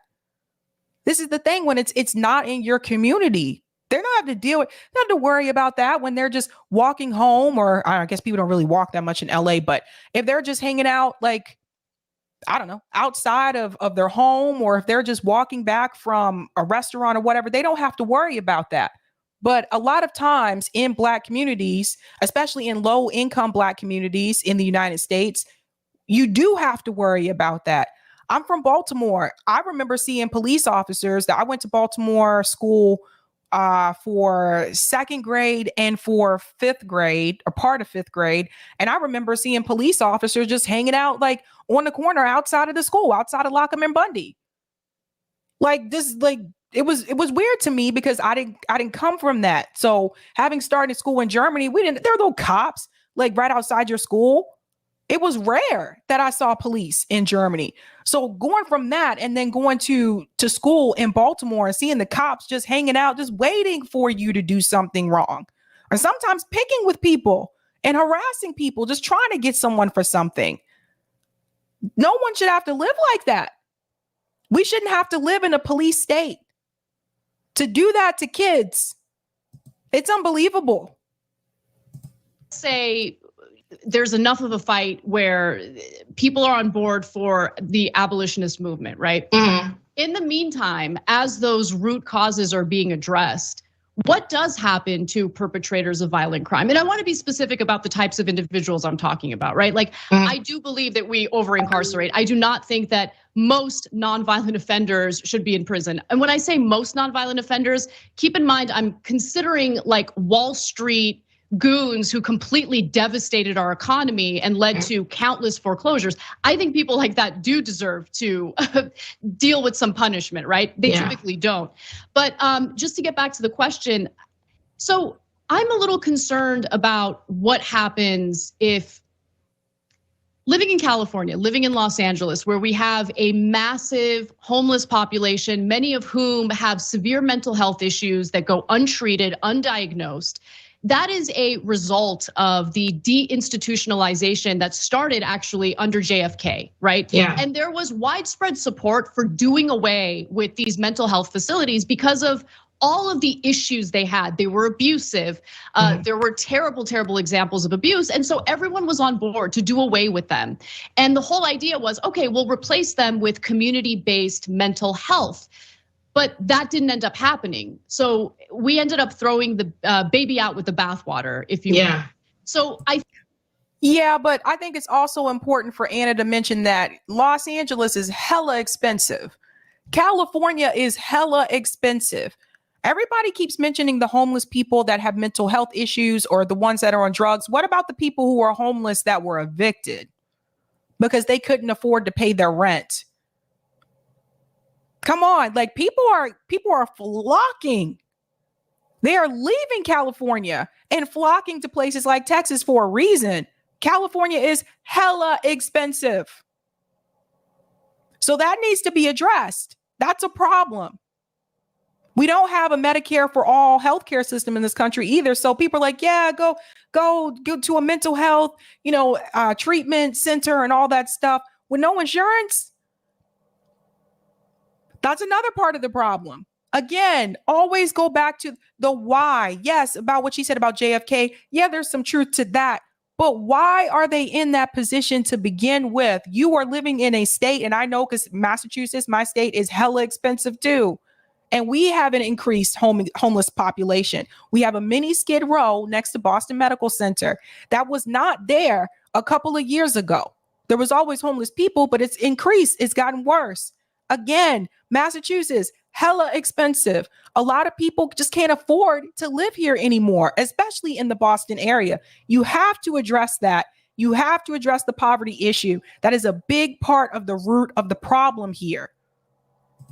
Think about how this would play out if we applied it to prisons. And I think about people who do mass shootings on elementary school campuses, and those people need to be incapacitated. So what happens with people like that under a system? And how do you avoid throwing the baby out with the bathwater? I think I usually don't get into a conversation of deserves. That's not something much I think about, because I think oftentimes that's what leads to carceral responses. Listen, I'm a human being like everybody else. There are going to be people and things that I see, and my initial reaction is throw them under the jail. You want to feel that in your spirit. But what I want to focus on is what I think is better and what ultimately will prevent these kinds of issues from reoccurring. And oftentimes incarceration is just simply not the answer to that. I rarely do you see somebody go in prison or in jail and the situation becomes better. And in fact, even the few people that you see that do survive it, that come out and do other things, it's usually in spite of it and some other, miracle scenario. So when it comes to that, I don't like a conversation of deserves. I like a conversation of what I think will help. But as far as throwing out the baby in the bathwater, listen, like I said, this isn't something that happens tomorrow. And even with the most modest of reform efforts that you even see be proposed, because reform is, we're walking, right? If you look at it as a long journey, we're walking from reform to hopefully this ultimate dream. They're not going to start off with the the school shooters and these people. Who are, by the way, anomalies. Those are not the people that represent are representative of who's mostly in the criminal system. It's just not. The most people you walk into a court, you're just going to see poor Black and brown people there for familial squabbles they're having, issues they're having in their relationships, these regular things, but it's not going to be that. But it's not a matter of recognizing that these people aren't bad, or they haven't done something terrible, or they don't deserve punishment. It's a requirement. I think we are required to interrogate how we got there. I think oftentimes, even when if you even take the school shooter examples, right, or the amount of those we get recently, or the amount of mass shooters we have, period. And you see they have manifestos, they have agendas, they have this. These are not people that are just jumping out the window like Batman villains. These are people that are they are making decisions to do things based on fundamental ideologies, different things that they think and believe. And I think we have to interrogate those as a society and root that out, because the reality is, whether or not we have prisons, don't have prisons, if we allow for these same things that cause it to exist, that we're going to keep getting this. We're going to get these school shooters, we're going to get these mass shooters, no matter how we deal with them. So to me, those questions require us to say, okay, let's look at these bodies of alarmist criminals we like to think of in these examples, and let's try to figure out what they have in common. Because right now, the majority of the people in the criminal system, all they have in common is poverty and being of marginalized communities. But as far as these shooters, let's interrogate how they got there, what's helping them get there, usually access to guns, widespread gun manufacturing, all these kinds of things. So my answer is still, let's figure out how we prevent it from reoccurring. That's right. Do you hear what she just said? We need to ask ourselves, how did they get there? How did they get there? And how do we prevent that from reoccurring? She's right. So Ole, this is an interview, but it's also a discussion, right? So yes. I want to be clear about my thoughts on it and then ask your question. Look, yes. I think that that if you say let's reform prisons in a massive way, I totally agree. Wrong people are being imprisoned, totally agree. Let's go to the root causes. Totally agree. By the way, I wish the prison abolition movement would have a much more sound plan A, B, C, D. This is exactly how we're going to get to the ideal end goal. And I just told you guys, they do have those plans. It's called 10 Demands for Justice. Go to 10demandsforjustice.com and you'll see the steps and the plans. And people constantly say, well, I don't have all the details. Partly I understand that, but partly it's incumbent upon you, if you're in that movement, to come up with a workable plan. And you need, and especially as you said, Ole, in the beginning, if you're doing something that sounds as extreme as abolishing prisons, you better have an excellent plan. And so far I haven't really. What? Listen to what he says here, you guys. Here comes classic Cenk. Okay. You better have an excellent plan. And here we go, right here. Let's go to the root causes. Totally agree. By the way, I wish the prison abolition movement would have a much more sound plan A, B, C, D. This is exactly how we're going to get to the. He's misleading his viewers. So those of you, there's over 500 people watching. Make sure you tell TYT viewers that you can go to 10demandsforjustice.com and you will see those steps and the plan that he's talking about. Ideal end goal. And people constantly say, well, I don't have all the details. Partly I understand that, but partly it's incumbent upon you, if you're in that movement, to come up with a workable plan. And you need, and especially as you said, Ole, in the beginning, if you're doing something that sounds as extreme as abolishing prisons, you better have an excellent plan. And you better, he said, you better have. I just read 10 Demands, very well thought out. Thank you, Gemini Dragon. He said you better. So far, I haven't really heard that. But if you want me to join that pathway and that plan, I'm happy to do all of the first steps, right? Notice what he said too when he talked about police abolition. Notice he used the word extreme. You see that? This is the thing I told you before about reformists. They're only willing to go so far. Reform prisons in all the ways that we've discussed in this. But I don't believe in a utopian end goal where there are no prisons. I mean, and that's fine. Listen, Cenk, that's fine. I want you to know that's fine. I don't need you to believe in that or come off this phone call, this chat thinking that you're an abolitionist. And now, honestly, what really becomes a hindrance, if we agree, listen, there's gonna be a whole large side of the spectrum. And I wanna believe we're ultimately fighting for the same things. If we recognize that we have this prison system and it doesn't necessarily amount to public safety, that we recognize that there's systemic racism and injustices coming from it. If we could at the very least work together to accomplish to get this, it's about how we speak about what the other people are doing, you know what I mean? If you ultimately recognize you can share in this larger vision, at least you might not be living in a utopian society, but you recognize that there's something wrong and fundamentally we want to rid ourselves of those wrongs. If you recognize that people working on that are doing that, it's about not speaking out against them. 1, 2, as far as the work you do in the interim, it's about understanding your place in a movement. For me in particular, I'm a public defender. How I go about this is One, beyond representing people in criminal court every day and trying to get them out, I'm very involved in policy and reform movements and trying to change the system that we're currently in to work towards that. So today I came out op-ed on bail reform. I'm actively, pushing bail reform, drawing attention to the Rikers crisis and doing these things. So I wouldn't say that the organizers on the ground, they are involved. All these different movements that you see that you have to fight for on the day-to-day basis, those are very much so the steps and how we're working towards that. If you see all these community initiatives trying to get mental health, in one of the states, they just recently made it so you have a mental health first responder. You see different people advocating for taking police off of traffic infractions and these kinds of things. All those different movements and initiatives you see with people trying to divest from policing and instead build up community resources, and you see those, that is people working towards abolition. But listen, I respectfully understand where you're coming from, Cenk. So, Ole, I appreciate that, but we also have a short-term problem, okay?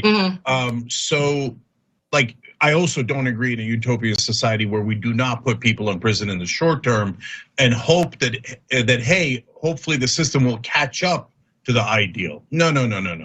If we're gonna do it at all, we have to do it step by step, and I want to get to the Norwegian model, not to abolition, right?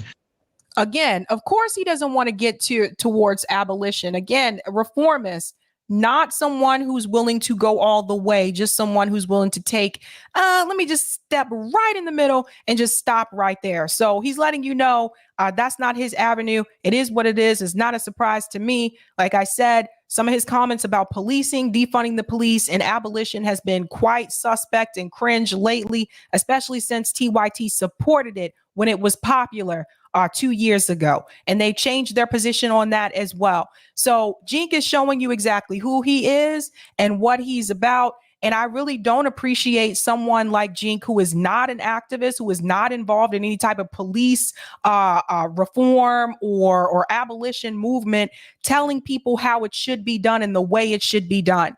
Let me tell you something very clearly here, because that seems to be a trend with people who are not activists.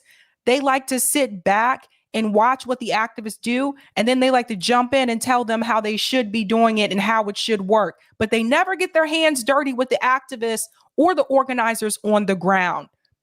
Those people are just there to stop progress.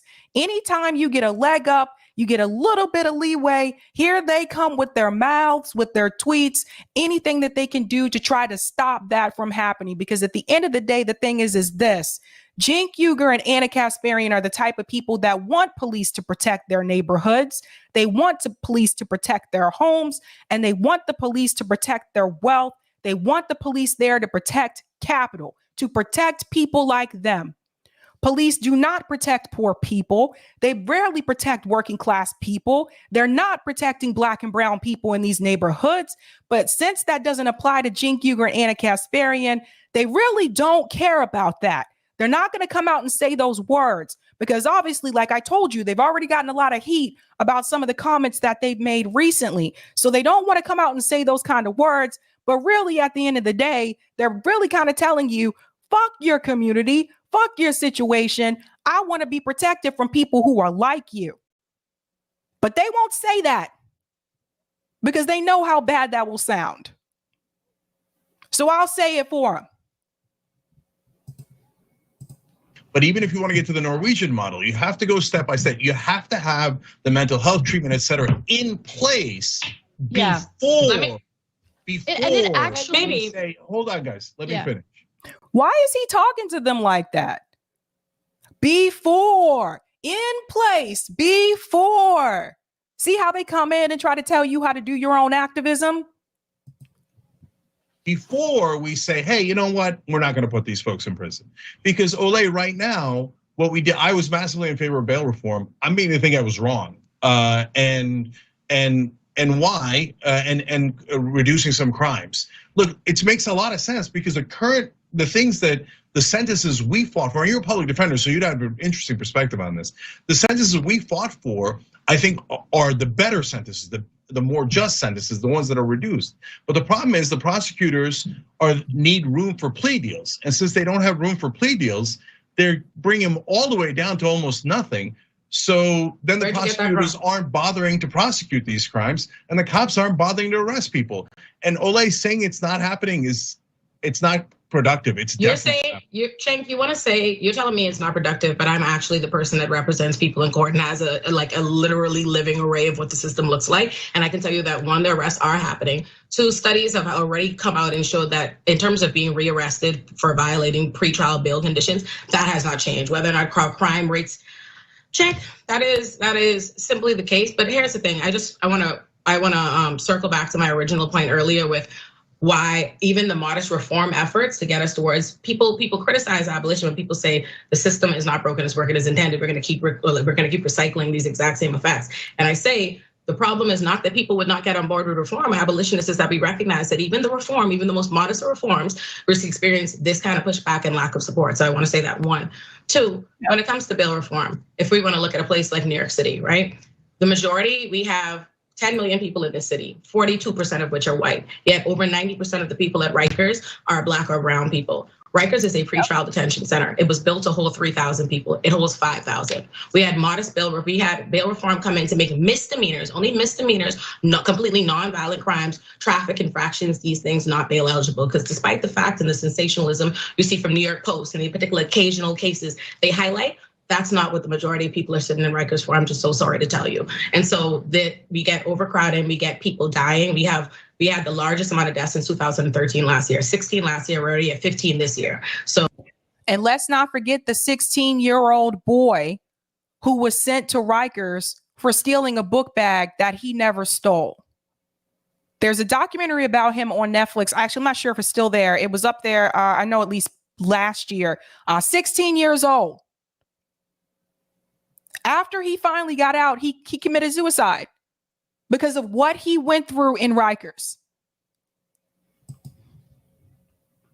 So this continues to happen, and that happens at pretrial detention centers all around the country. And in terms of plea deals and pressures for plea deals, most things in the criminal system don't end in the criminal conviction, right? Most things in the criminal system never see the light of a trial. What happens is they arrest poor people, they are able to place cash bail on them, and because these people they're free, they can't buy their freedom, they accept plea deals, they take time served, they accept criminal convictions just because they want to get out, even though. That's right. A lot of times people who are poor, people who cannot afford cash bail don't even get a trial. See, if you watch enough for these Law and Order type shows, they make it seem like someone is arrested, they go to jail, they say you can get out on bail, I can't afford the bail, and then all of a sudden they have a trial like 3 months later. That actually doesn't happen for a lot of people who are poor or people who are working class. They don't even get to that point. They don't get to the point where they have a trial. This is why I say if you're wealthy, the system works pretty well for you. Not if you're poor. Talk your stuff, Olayemi.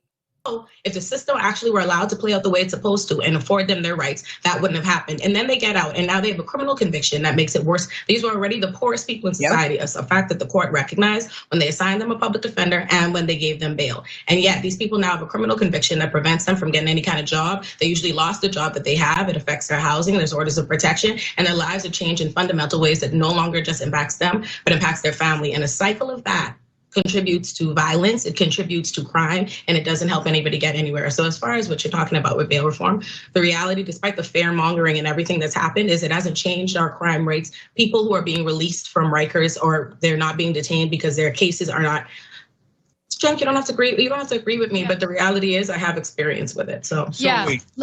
Talk, Olayemi. Yes, you let him know. This is her wheelhouse. This is not his wheelhouse. He's not a public defender. She knows. She's been in the court system. She knows how it works. And that right there, at that moment, she just slayed them. She came in like a dragon and just slay. Hold on. I'm sorry. But Olay's responding to me shaking my head off camera, which she can see. And I'm happy to do it on camera, right? So look, first of all, number of people rearrested awaiting trial. That was a clown move, shaking my head off camera. Oh, and by the way, I'm happy to do it on camera. He's such a clown. is all the way up to 33% of the detainees in New York. And so the idea that it's not happening is just not true. And you have your perspective on it, which is really valuable, and that's why we're having this discussion. Olay is telling you in her experience that is the recidivists, et cetera, are a tiny minority. The overwhelming majority are poor folks. Cenk, do you believe in a presumption of innocence? Yeah, of course I do. Do you? Yeah, I do. Olay, hold on, let me finish. But Olay, you're invalidating the experiences of all tons of middle class and working class and poor people in this country who are saying there's a guy on the corner selling fentanyl. I'm calling the cops. They're not coming. There's a guy on the corner with a gun. He's pointing it at me as I'm walking into my apartment. I call the cops. They're not coming. And they're not coming because they say, and by the way, I think the cops are terrible. I think they should be forced to do their jobs. And if he don't think they're that terrible. He don't think they're that terrible. And it's funny how he's speaking for middle class, poor, and working class people. He's in none of those groups. He's wealthy. He's in none of those groups. You see, do you see now why those of us at RBN, why we critique the PMC so hardly? CJ's really great at this, by the way. Do you see why? Because for all these years, Cenk Uygur, Anna Kasparian, a lot of wealthy people in this space have been speaking for people who are middle class, people who are working class, people who are poor, and they're not in any of those groups. And now here he is trying to tell her about her own job.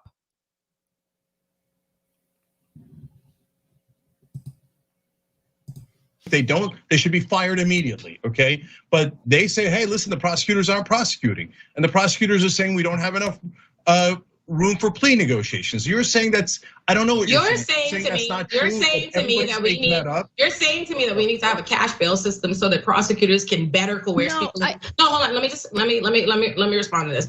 It sounds like you live in Gotham City, Cenk, but I live in New York City, where you can call the police and you will be very much so arrested. I don't know what you're talking about. We have massive amounts of cases.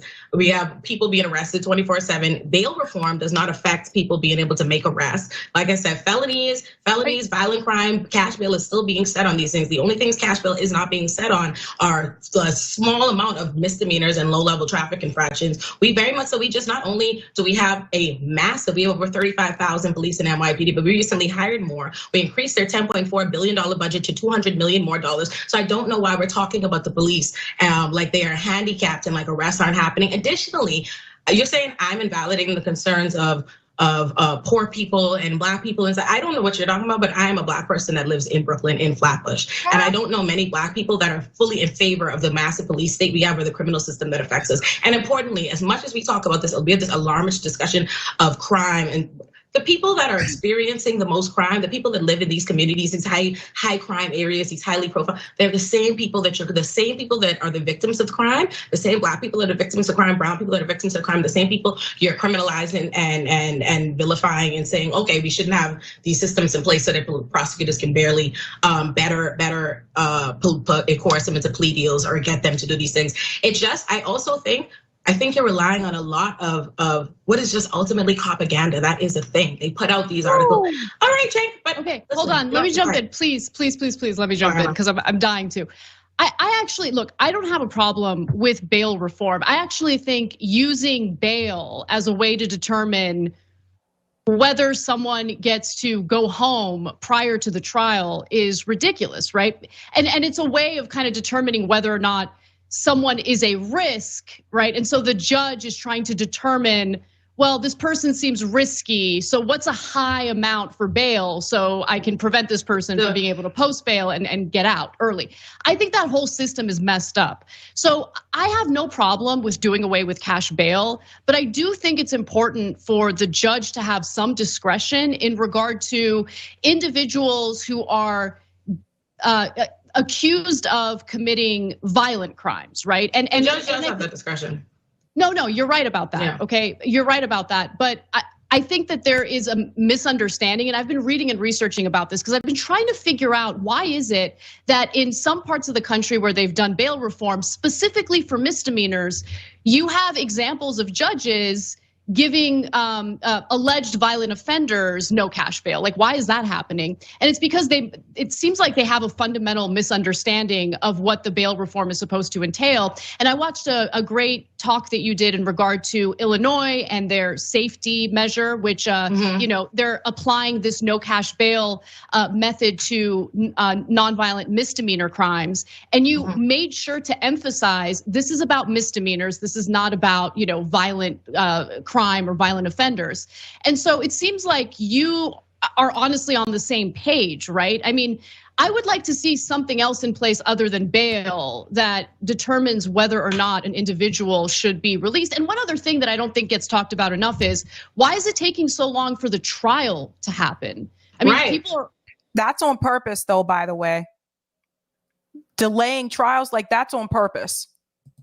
Are behind bars for years before they even get to see the first day of their trial. It's insane. And I'll tell you why, because the system is deliberately punitive, right? What happens is the majority of people in our criminal system just would not, if we actually were able to prosecute every single case, everybody was able to go to a trial, everybody's able to have their hearings, evidence was be able to present it and everything. Most things simply just would be thrown out. They wouldn't be able to get criminal convictions. So what often happens is throughout the process, they make the process as laborious and punitive as possible. Let's keep adjourning it, even though there are cases we have at arraignments. We know it's said on the record, they will not be able to prosecute this. There's the alleged victim is in the audience saying absolutely not. And they say, you know what? Let's still gonna adjourn to this date. We'll work it out another time and we adjourn and we make this way. Because what happens is the time you have a criminal case open, your life is completely changed. And if you can't have your trial, if you're waiting in on jail, what happens is before you have a trial, you serve the time, even though eventually you might, they'll throw it out or they don't have the evidence or they'll decline to prosecute or you go to trial but you've already suffered all the consequences, all the harm has actually been implemented. So that's why. Olay, I wish we could spend the rest of the show talking. And that is a fact. What can I say? Cenk Uygur, how dare you try to come on and tell this woman about her job? How dare you try to tell this woman about what she's seen in the prison system and what she's seen in the courtroom? Shame on you. Olayemi for the win. Taking home the trophy like a champ. That's what I'm talking about. She took it home, took it to the house. I'm gonna go to some of the comments here. JB Font, it's good that they had her on, but they could have reached out to Nick, Zoya, or Awkward. Yeah, they could reach out to them. Like I said, they're the co-founders of 10 Demands for Justice. But I honestly, Anna Kasparian blocked me a long time ago. If she blocked me, she probably blocked Nick and them too. Robert, ICE and DEA need to go. JB says bad people go to prison. What they don't tell us is that there are good people in prison too. Also, our system creates circumstances that make people so bad things, do bad things, which puts them in prison. Latif, they don't do traffic stops in Germany. I, being Black, appreciated the culture. I hear you. Sometimes I ask myself, like, man, why we had to come back here? I love Germany. Germany was awesome. Delthea, Cenk and company are no longer the top of the food chain, but they burned so bridges. They now have a fiend ignorance of their own statements and pretend they are hearing things for the first time. JB, also, how did these violent criminals come about? Couldn't it also be contributed to and by a system that doesn't center people, but centers profit instead? Absolutely. Yasmin says there needs to be real rehabilitation for people in prison too. They come out and have culture shock because they can't adjust to society. Bingo. Rodrigo, in my hometown in Cali, you can go to the grocery store and you see people on the streets like it's normal. This is the point. This is the state we're in. JB says, we don't consider what leads people to do some of these crimes. Our system greatly contributes to it. Exactly. See, Larson, all people in Congress should be made to live homeless for 2 weeks. Oh, that would be interesting. That would be interesting. Solidar Nosk. Sabby, please interview Samantha Pre-Stenson, Green Party member and elected president of the Minneapolis Board of Estimate and Taxation. She's doing very innovative things in office as a Green. Yes, I'm going to take a screenshot of this so I remember to do that. Thank you so much. Uh-oh, the screenshot's stuck over here now. Okay. Lateef, I waited 6 months because my attorney didn't have an earlier date available. All that time didn't count towards shit. My time started after my sentencing. See that? You guys hear these stories? Carrie, I am working poor and I have been a victim of a violent crime. I don't want prisons for people who need help. That's interesting to hear, Carrie. Thank you for the super chat. Blunts and otters. Glenn Greenwald said it best. Most news people know they're lying, but when it comes to Cenk, he actually is that stupid. Oh, damn. Glenn Greenwald said that. Okay. Cenk's from Jersey, which explains it all. Greg Brewer says she just bodied both of them fighting the good fight. She did. Olayemi for the win. I'm telling you, she took them all down. Thank you for the super chat, R. That woman ran so many laps on the TYT host. She was running a marathon. Yes. Yes. Thank you for the super chat, The Traveler. And recently, the courts in July ruled that any new evidence that presented past your hearing can't be used to prove your innocence. You hear this? Well. I'll take those comments on Rockfin, Eric. Oh, man. I'm still laughing because she bodied them. Thank you for the tip on Rockfin, Roger Meadows. Going off script, huh? Sounds like Trump. We are in a constant campaign mode with these people asking politicians questions about are they going to run? Man, this is ridiculous. Can these chuckleheads focus on the job at hand already? I say keep the prisons, just replace the prisoners with corrupt politicians, Wall Street fraudsters, corporate psychopaths, and shareholder plunderers. And thank you for the tip on Rockfin, JVB. Thank you so much for that. Thank you for this tip as well, Roger. Khalif Browder, that's his name. Remember Congressman Lee Zeldin, who was beefing with Omar about taking her comments about 9/11 out of context? Well, he's running for governor, and this is what he's running on, where I can spell reform that we've done here. TYT knows exactly which Black woman to power up on and which one not to. Some of that Black Caribbean, when they start talking real fast, snapped in. Some of that Black Caribbean, when they start talking real fast, snapped in. He don't want none. Oh, God. Yes. Olayemi for the win. Olayemi for the win. And she's been on here before. She's been on RBN. Like I said, like she knows a lot about policing, a lot about the criminal justice system. That is definitely someone that you should listen to, especially with those topics. She has a lot going on and she killed it. She killed it. All right, guys, that's all I have for you guys tonight. I think Nick is going live again on RBN tonight. I believe so. Hold on, let me double check because I think he said, I don't know. Let me see. I think Nick said he was bringing on pasta. Let me check. Yes, 9:05 p.m. Eastern Standard Time. So actually in a couple of minutes, Nick will be live again on RBN and he's going to be talking to Pasta about MAGA communism, the debate that Pasta had with Jackson Hinkle on Jimmy Dore's show last night. So much to unpack. BK is Brooklyn. Sorry. Thanks for the super chat, Roger Meadows. Thanks so much for that. So yeah, definitely go check out RBN and hear what Pasta has to say about that. Should be a pretty cool discussion. Guys, tomorrow's Wednesday. I'm off. I'll be back on Thursday. Take care. Keep doing the damn thing. And you know how we do this. I'm still laughing. Olayemi killed it. Have a good night. Keep up the fight.